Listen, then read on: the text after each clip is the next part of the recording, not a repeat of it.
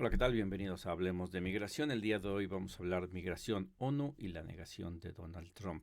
La ONU constantemente hace diferentes tipos de llamados. El día de hoy nos vamos a enfocar en dos, que es pues una de las causas de las causas de la migración, que es la pobreza y es la violencia, y pues esta negación, el no querer ver esas situaciones por parte de Donald Trump, y en el cual, en lugar de arreglar los asuntos de pobreza y de violencia en todo el mundo, prefiere ir a atacar a los migrantes, lo cual pues no ayudará en absolutamente nada para detener los flujos migratorios, simplemente los va a hacer cada vez más difíciles, y pues vamos a tener que sufrir esas consecuencias. El día de hoy, bueno, vamos a presentar unas notas para contrastar lo que dice la ONU, lo que dice Donald Trump, y para ver, pues, viendo cómo está el panorama de aquí en adelante con la presidencia que está a unos meses de iniciar, de Donald Trump en Estados Unidos. Para ello, pues primero vamos a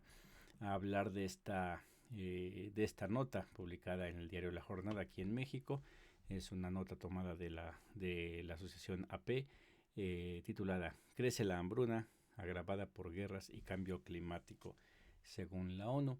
Aquí nos dice que pues las crisis alimentarias amenazan a cientos de miles de personas en áreas vulnerables, incluidos los territorios palestinos, Sudán, Sudán del Sur, Haití y Malí, en donde las poblaciones se enfrentan o están cerca de la hambruna. Eso se advirtió en un estudio que hace la ONU.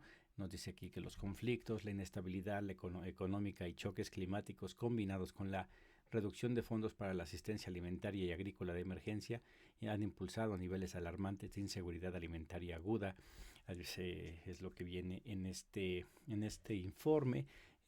También se dice que se necesita una inversión inmediata y ampliada para prevenir un mayor deterioro en estas regiones ya vulnerables. Recordemos que una de las propuestas del presidente López, del expresidente ahora López Obrador, fue esa de invertir, en lugar de armamentos, a invertir económicamente en estos países para evitar que se dé esta pobreza, que se dé esta violencia, y pues con ello pues que continúen estos flujos migratorios que pues no se dan por gusto, sino por necesidad.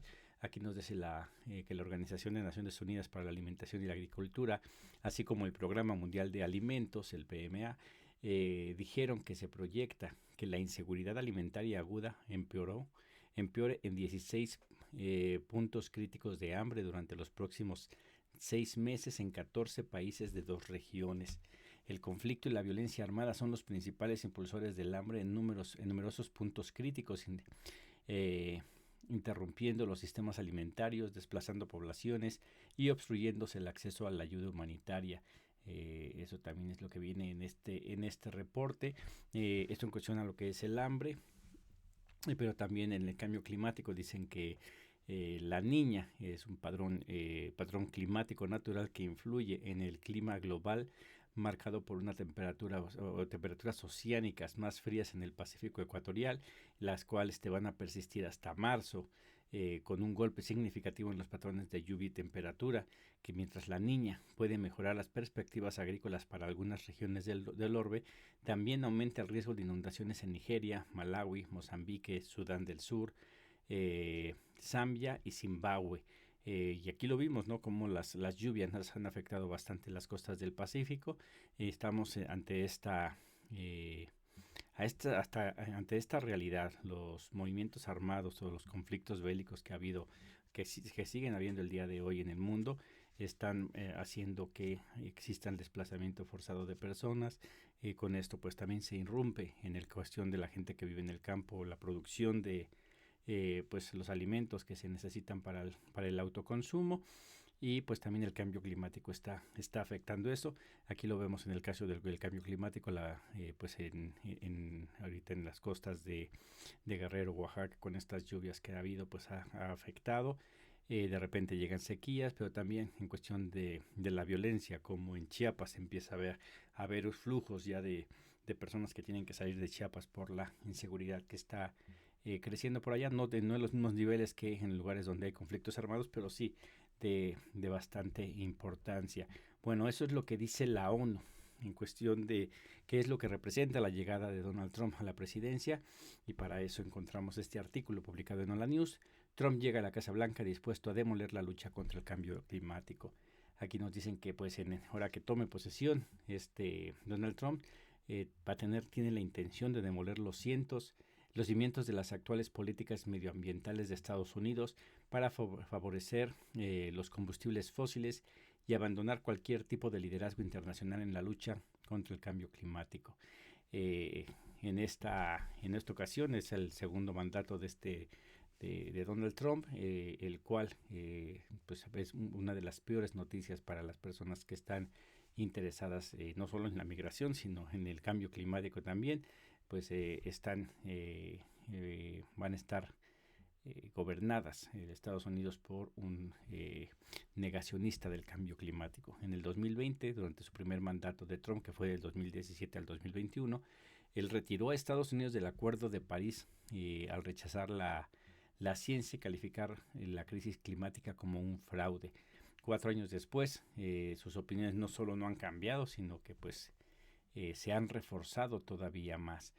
En agosto de este año, durante una entrevista que tuvo con Elon Musk, en la red social de X, Trump expresó su rechazo frontal a la lucha contra el cambio climático.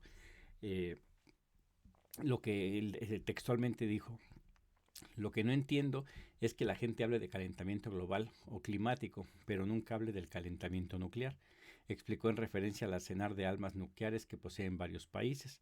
Para mí el gran problema no es el cambio climático, no lo es. Todo es un problema, pero son grados. Para mí el gran problema es el poder nuclear. El poder nuclear es tan grande, añadió entre palabras de aprobación de Elon Musk. Evidentemente, pues qué le va a decir Elon Musk si es su compinche para pues que saque todo eso. Y unos grados, ¿qué representa unos grados? Representa un cambio bastante brutal para ciertas regiones del país. A lo mejor él en su mansión, en su penthouse, en lugares seguros no le afecte nada, pero a las personas más pobres sí afectan esos grados. Sí, son grados que se van aumentando poco a poco y estamos transitando a una época sumamente difícil. Mientras tanto, en octubre, en un meeting, cuando todavía era candidato, aseguró que cuando él vuelva al poder el 20 de enero va a perforar. Y tal sector dijo eso: perforar, cariño, perforar, en referencia a la expansión del sector petrolero. Donald Trump también quiere cancelar la ley de reducción de la inflación del actual presidente Joe Biden, que destina centenares de miles de millones de dólares a descarbonizar la economía de Estados Unidos. Y eso es algo que ya se traía desde la época de Barack Obama, en el que él quería, en su discurso, hacerse a un lado de el uso de combustibles fósiles, empezar a invertir sobre tecnología limpia. De las cosas que decía Barack Obama era eso, que lo que buscaba para los ciudadanos norteamericanos era que tuvieran empleos bien pagados y que esos iban en el sector de las energías renovables, no lo que es la industria petrolera, pero evidentemente hay unos intereses muy grandes en el petróleo y pues no van a dejarlos nada más así, se los tendrán que acabar para después entonces sí empezar a buscar otras fuentes de enriquecimiento, pero el día de hoy no lo van a dejar. Bueno, pues ¿qué es lo que va a pasar con esto en cuestión de esta negación de Donald Trump, de lo que va a querer hacer en contra de? Pues es algo que se tiene que aprender para el asunto también migratorio, que es el que nos trae a nosotros aquí, que en Estados Unidos no está todo perdido. La organización de las personas puede ayudar bastante, porque aquí en la cuestión de lo que es el cambio climático, hay organizaciones que ya se están organizando. Por ejemplo, la organización Sierra Club presentó más de 300 demandas judiciales que bloquearon muchos de los intentos de eliminar las protecciones medioambientales de Donald Trump en su primer mandato. Se espera que vuelvan a hacer lo mismo.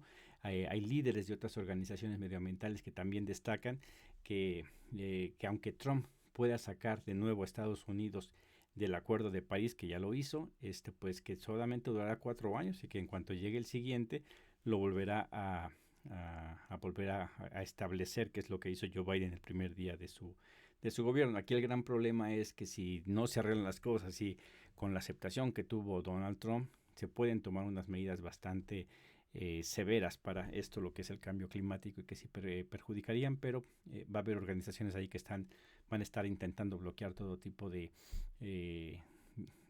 leyes, de decretos que esté impulsando Donald Trump, y ojalá y también se pueda organizar la comunidad migrante para también contrarrestar todo aquello que quiera hacer en contra de ellos, que se haga un bloque. Bueno, en otra noticia también acá de lo que dice la ONU, aquí presentamos este artículo también de la jornada, titulado "Crece la violencia en Haití, la fuerza internacional es insuficiente, admite la ONU". Aquí nos dice que más de 1.740 personas fueron asesinadas o heridas en Haití en julio, de julio a septiembre, un aumento de casi el 30%. Este aumento de violencia ocurre en el tiempo en que las pandillas controlan el 85% de Puerto Príncipe, que es la capital de Haití, frente a una cifra que era del 80%, 5% aumentado, mientras que una misión respaldada por la ONU y encabezada por la policía de Kenia para sofocar la violencia de las pandillas se enfrentan dificultades con la falta de financiación y de personal, lo que ha provocado llamados a una misión de paz del organismo mundial. Aquí informamos, si no me equivoco, hace 2 meses que llegaba esta policía de Kenia para intentar poner en orden todos los disturbios que había en Haití. Lamentablemente, pues ya vemos que ha pasado el tiempo y que sigue todavía mal. Nos dan cifras, ¿no? De los 1.223 asesinatos reportados en el tercer trimestre, se atribuyen en gran medida a la violencia de las pandillas, aunque también funcionarios del orden público cometieron al menos 106 asesinatos extrajudiciales, entre cuyas víctimas hubo 6 niños de tan solo 10 años, acusados de pasar información a pandilleros. Es de las cosas que pues de repente pasan, y en México también están pasando. Recordemos la Guardia Nacional y empieza a tener algunas quejas por ahí también de que están haciendo cosas que no deberían de hacer. Aquí también nos presentan un informe del Consejo de Seguridad de la ONU, en el cual dicen que las pandillas cuentan actualmente con unos 5.500 miembros, tras reclutar principalmente a niños que trabajan como exploradores, portan armas y municiones e incluso participan en combates. El informe señala que hasta 50% de todos los pandilleros podrían ser niños. La mayor parte de la violencia sigue enfocada en la capital, Puerto Príncipe. Aquí la pregunta sería: ¿de dónde salen estas armas? ¿Cómo es que llegan a Haití estas armas que están ahora sí que provocando todo este problema? Y lo tendremos que investigar. Bueno, esto es lo que pasa allá con Haití. Y esto trae a lo que pues Donald Trump ha estado amenazando, el cierre de fronteras. Bueno, y para ello, ¿qué va a pasar con estas personas que tienen que salir? Los Angeles Times presentan este artículo titulado "La victoria de Trump inquieta a los migrantes, pero no los detiene". Y aquí nos dicen cómo, a pesar de que Donald Trump ha prometido reducir la inmigración y que va a restringir las leyes que ya son limitantes en las vías legales para entrar a Estados Unidos, lo único que va a hacer es que va a empeorar la estancia de las personas. Las personas no han entendido eso. El migrante no puede dejar de emigrar si las condiciones en sus lugares de origen no cambian. Y con medidas represoras, pues no van a lograrlo. Eso no lo han logrado en la historia de la migración irregular hacia Estados Unidos en el pasado, no lo van a hacer en el futuro, mientras sigan con estas mismas leyes o esta misma ideología de querer criminalizar algo que pues la gente sale porque pues no les queda de otra, no es porque quiera. Aquí nos dice que pues los posibles afectados son los hombres, mujeres y niños que de decenas de países, muchos de los cuales ya iniciaron el viaje, y es uno de los grandes problemas que Donald Trump está diciendo que va a quitar la aplicación, la CBP One, que es la que están utilizando los migrantes para no llegar a la frontera sur de Estados Unidos. Eso ha bajado bastante el flujo migratorio que ha llegado a esa frontera, porque muchos están esperando aquí en territorio mexicano.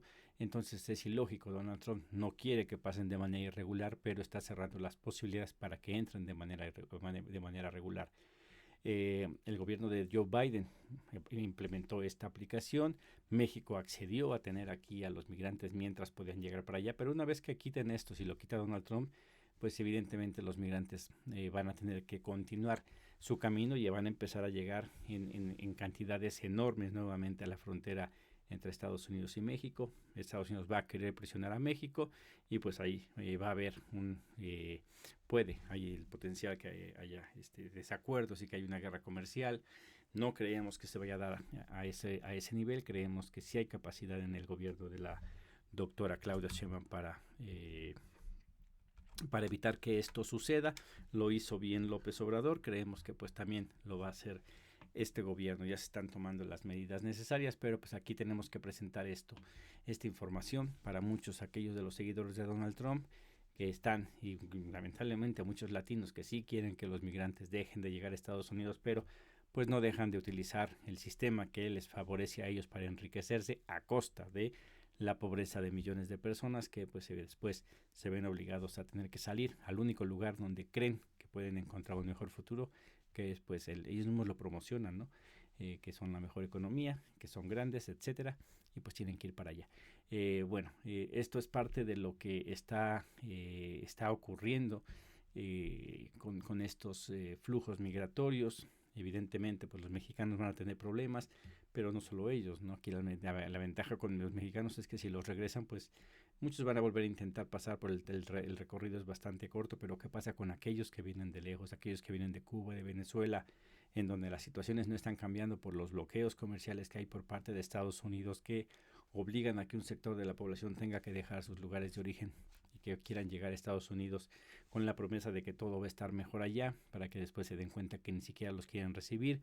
Hay otro problema de aquellos que ya están aquí en territorio mexicano, que ya tienen una cita, pero que no saben qué va a pasar, si se les va a respetar esa cita, si no se les va a respetar. Viene ese temor, si se quedan, puede ser muy tarde cuando lleguen a la frontera y que ya no se reciban. Si se quedan, pues igual les quitan eso y ya no pueden regresarse. Es un gran problema para los migrantes que tendremos que ver cómo hacer para manejarlo. Ojalá y el gobierno, más allá de las negociaciones que se pueda tener con el gobierno de Donald Trump, empiece a ver la manera de poder tener y recibir de una manera ordenada a todos los migrantes que quieren llegar a México, y que pues de ahí sirva para que el crecimiento de México pues sea de una manera más rápida. Hay veces en el que el mexicano dice no tengo trabajo, ¿por qué se le va a dar trabajo a los migrantes? Pero en los estudios que hemos revisado nosotros en la historia de la migración, siempre los flujos migratorios traen algo bueno para los países receptores.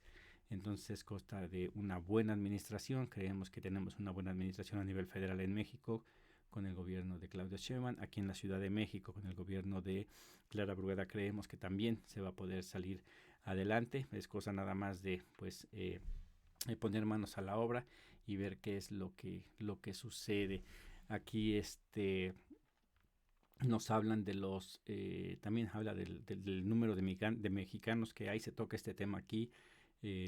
Para mí es muy bajo el número, pero se está usando mucho la cifra de 11 millones de mexicanos que viven en Estados Unidos, de los cuales dicen que 5 millones son los que son indocumentados.